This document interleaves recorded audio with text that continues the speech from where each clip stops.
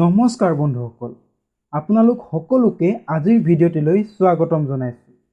মই আছোঁ আপোনালোকৰ সৈতে অমৃত গগৈ আৰু আপোনালোকে চাই আছে মোৰ YouTube channel job education Assam. বন্ধুসকল, আপোনালোকে হয়তো বহুতেই গম পাইছে যে অসমত 2 জুলাই 2022 পৰা অগ্নিপথ আঁচনিৰ ইণ্ডিয়ান আৰ্মিৰ অগ্নিবীৰ পদৰ অনলাইন প্ৰক্ৰিয়া আৰম্ভ হৈছে। যিসকলে এই পদৰ বাবে ইলিজিবল হয় বা অনলাইন আবেদন কৰিম বুলি ভাবি আছে, সেইসকলে নিজৰ মোবাইলতে বা নিজৰ কম্পিউটাৰত কেনেদৰে অনলাইন আবেদন কৰিব পাৰিব আৰু কি ডকুমেণ্টছ প্ৰয়োজন হ'ব, সকলো ষ্টেপ বাই ষ্টেপ আপোনালোকক বুজাই যাম। চ' ভিডিঅ'টো শেষলৈকে স্কিপ নকৰাকৈ চাই থাকিব। বন্ধুসকল, পোনপ্ৰথমে আপোনালোকে ইণ্ডিয়ান আৰ্মিৰ অফিচিয়েল ছাইটটো অ'পেন কৰি ল'ব লাগিব, যিটো আপোনালোকে এতিয়া স্ক্ৰীনত দেখি আছে। আৰু যদি আপোনালোকে মোবাইলত কৰিছে তেনেহ'লে আপোনালোকে ডেস্কটপ ছাইটটো অন কৰি ল'ব লাগিব। ইয়াৰ বাবে মই আপোনালোকক ছাইটটো মোৰ ডেছক্ৰিপশ্যনত দি দিম, আপোনালোকে তাত ক্লিক কৰি ডাইৰেক্ট এই পেজটোলৈ আহিব পাৰিব। বন্ধুসকল, আপোনালোকে যদি নিউ ইউজাৰ হয় তেনেহ'লে নিউ ৰেজিষ্ট্ৰেশ্যনত ক্লিক কৰিব লাগিব। যদি আপোনালোকে আগতে লগ ইন কৰি থৈছে বা আপোনালোকে পুৰণা ইউজাৰ হয় তেনেহ'লে আপোনালোকে লগ ইন অফলাইন হেয়াৰত ক্লিক কৰি আপোনালোকৰ ইউজাৰ আইডি আৰু পাছপোৰ্ট দি আপোনালোকে অনলাইনটো সম্পন্ন কৰিব পাৰিব। আপোনালোকে যদি নিউ ৰেজিষ্ট্ৰেশ্যন হয় তেনেহ'লে আপোনালোকে ইউজাৰ ৰেজিষ্ট্ৰেশ্যনত ক্লিক কৰিব। ক্লিক কৰাৰ পাছত আপোনালোকৰ সন্মুখত এটা নতুন উইণ্ড' অ'পেন হ'ব। অকণমান তললৈ স্ক্ৰল ডাউন কৰি আপোনালোকে কণ্টিনিউ বুটামটোত ক্লিক কৰি দিব। ইয়াত ক্লিক কৰাৰ পাছত আপোনালোকক এখন ফৰ্ম ফিল আপ কৰিবলৈ আহিব। তাত আপোনালোকে প্ৰথমে আপোনালোকৰ ষ্টেটটো চিলেক্ট কৰি ল'ব। তাৰপাছত যদি আপোনালোকৰ আধাৰ আছে আধাৰ নাম্বাৰত ক্লিক কৰিব। যদি আপোনালোকৰ আধাৰ পোৱা নাই, UID ৰিচিপ্টখন আছে, তেনেহ'লে আপোনালোকে UIDAI এনৰলমেণ্ট নাম্বাৰত ক্লিক কৰিব। যদি আপোনালোকৰ আধাৰ নাই তেনেহ'লে নন ক্লিক কৰি দিব।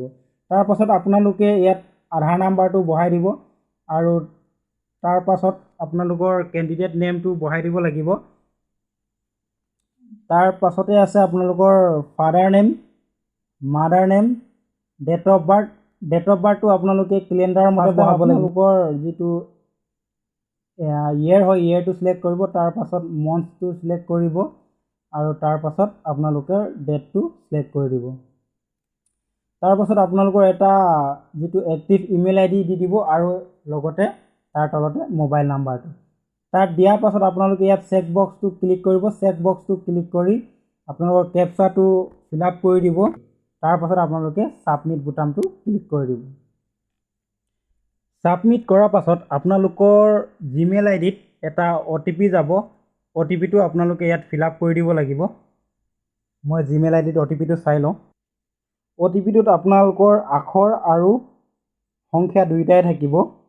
আপোনালোকৰ যদি OTPটো কেনেবাকৈ চেণ্ড নহয় তেনেহ'লে আপোনালোকে এগেইন জেনেৰেট OTP ক্লিক কৰি OTPটো পুনৰবাৰ চেণ্ড কৰিব পাৰিব।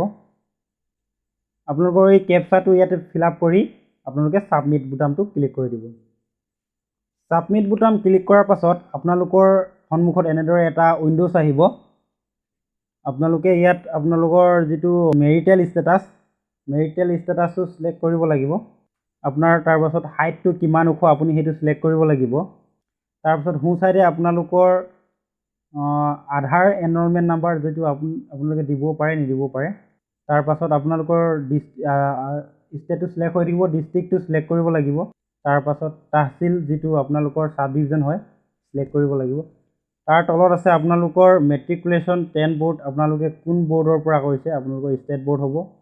তাৰপাছত ষ্টেটটো আপোনালোকৰ চিলেক্ট কৰিব লাগিব আছাম আৰু আপোনালোকৰ যিটো মেট্ৰিকুলেশ্যন চাৰ্টিফিকেটৰ যিটো নাম্বাৰ হয় সেই নাম্বাৰটো ইয়াত টাইপ কৰিব লাগিব। তাৰপাছত আপোনালোকে এটা পাছপোৰ্ট ক্ৰিয়েট কৰিব লাগিব। পাছপোৰ্টটো এনেকুৱা ধৰণৰ হ'ব লাগিব, এটা তাত কেপিটেল লেটাৰ থাকিব লাগিব আৰু তাত স্মল লেটাৰ থাকিব লাগিব, লগতে তাৰপিছত সংখ্যা থাকিব লাগিব আৰু তাত এক স্পেচিয়েল কেৰেক্টাৰ এটা থাকিব লাগিব। তাৰপাছত তলত চেম টু চেম কেপচাটো ফিল আপ কৰি দিব। তাৰপাছত আপোনালোকে ছেভ বুটামটো ক্লিক কৰি দিব। আপোনালোকৰ হাই কোৱালিফিকেশ্যন মাৰ্কটো দিব থাকি গৈছিলে। ছেভ কৰি দিয়াৰ পাছত আপোনালোকৰ সন্মুখত এনেদৰে এটা উইণ্ড'জ আহিব। আপোনালোকে এই পাছপৰ্ট আৰু ইউজাৰ আইডিটো ছেভ কৰি থ'ব পাৰিব বা নেভাৰ কৰি থ'ব পাৰিব। মই ছেভ কৰি থৈছোঁ।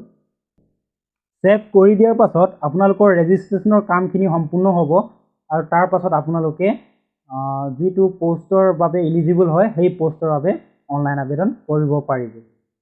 চ' বন্ধুসকল, মই GDৰ বাবে এপ্লাই কৰিম।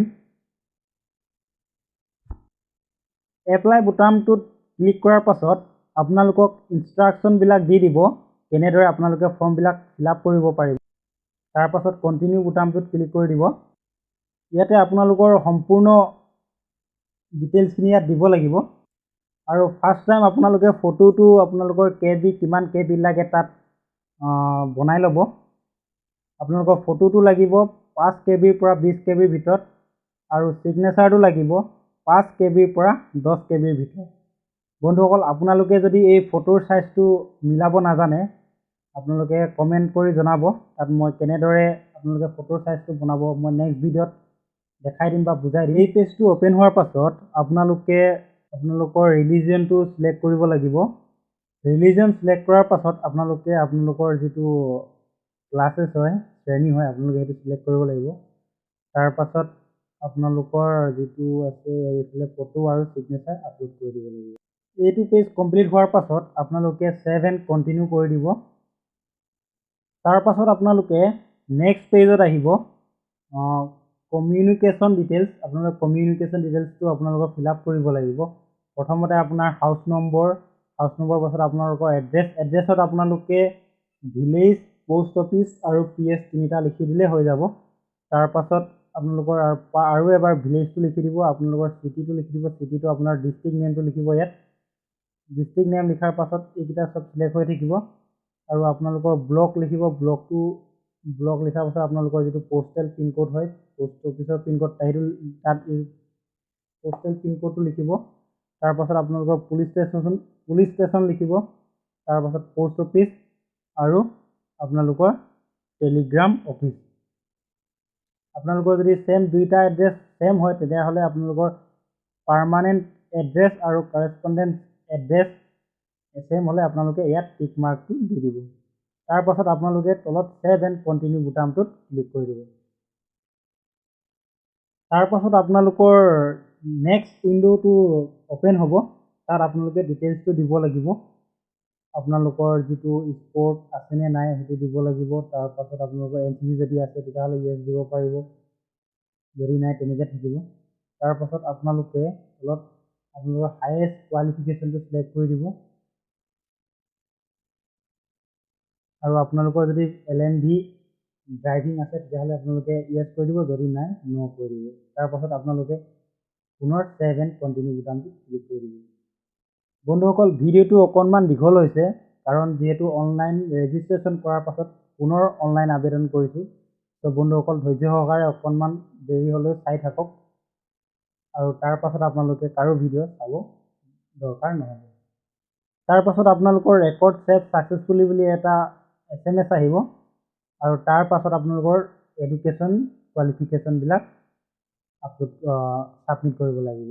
এডুকেশ্যন কোৱালিফিকেশ্যন আপোনালোকৰ যিটো কোৱালিফাইং কৰ্চ হ'ব সেইটো আপোনালোকৰ 10 পাছৰ কৰিব নে 8 পাছৰ কৰিব সেইটো আপোনালোকে ইয়াত দিব লাগিব আৰু ব'ৰ্ড অফ এডুকেশ্যন ইউনিভাৰ্চিটি আপোনালোকে ইয়াত আপোনালোকৰ ষ্টেট কোনটো হয় আপোনালোকে দি দিব, state board. Year of passing আপোনালোকে কোন চনত পাছ কৰিছিলে সেইটো দি দিব। ৰোল নাম্বাৰটো দি দিব। ৰোল নাম্বাৰ দিয়াৰ পাছত আপোনালোকৰ চাৰ্টিফিকেট নাম্বাৰটো পুনৰ দি দিব। তাৰ পাছত এড কৰি দিব। এড কৰি দিয়াৰ পাছত আপোনালোকৰ সন্মুখত এনেধৰণৰ এটা উইণ্ড' আহিব। ইয়াৰ পাছত আপোনালোকৰ প্ৰায়খিনি কাম সম্পূৰ্ণ হৈ যাব। তলত আপোনালোকৰ যিটো please mention all marksheet subject in the below' fields, আপোনালোকে গোটেইবিলাক ছাবজেক্ট আৰু কিমানৰ ভিতৰত কিমান নম্বৰ পাইছিলে গোটেইকেইটা ইয়াত এড কৰি দিব লাগিব। চ' বন্ধুসকল, মই এড কৰি লৈছোঁ। চ' বন্ধুসকল, ছাৰ্ভাৰটো প্ৰব্লেম হোৱাৰ কাৰণে আপোনালোকক ইয়াৰ পৰা আগলৈ দেখুৱাব নোৱাৰিম। চ' বন্ধুসকল, আপোনালোকে এনেদৰে ইয়াত 5টা ছাবজেক্ট চিলেক্ট কৰি এড নিউ কৰি যাব। তাৰ পাছত কণ্টিনিউ মাৰি দিয়াৰ পাছত আপোনালোকৰ যিটো এপ্লিকেশ্যন ফৰ্ম হয় ফৰ্মখন আপোনালোকৰ ওলাই যাব। চ' বন্ধুসকল আপোনালোকে প্ৰথমৰ পৰা শেষলৈকে আৰু এবাৰ যদি বুজি নাপায় আৰু এবাৰ ভালদৰে চাই ল'ব, তাৰপাছত আপোনালোকে নিজৰ মোবাইলতে কৰিবলৈ চেষ্টা কৰিব। তাৰ পাছতো যদি আপোনালোকে নোৱাৰে তেনেহ'লে আপোনালোকৰ ওচৰৰে কাষৰে কোনোবা এখন কম্পিউটাৰ চেণ্টাৰত গৈ আপোনালোকৰ অনলাইনটো কৰি ল'ব পাৰিব। চ' বন্ধুসকল ভিডিঅ'টো শেষলৈকে চোৱাৰ বাবে আপোনালোকক বহুত বহুত ধন্যবাদ। আৰু যদি আপোনালোকে এতিয়াও যদি আপোনালোকে মোৰ চেনেলটো ছাবস্ক্ৰাইব কৰা নাই তেনেহ'লে চেনেলটো ছাবস্ক্ৰাইব কৰি আৰু কাষতে থকা বেল আইকনটো প্ৰেছ কৰি দিব। চ' বন্ধুসকল ধন্যবাদ।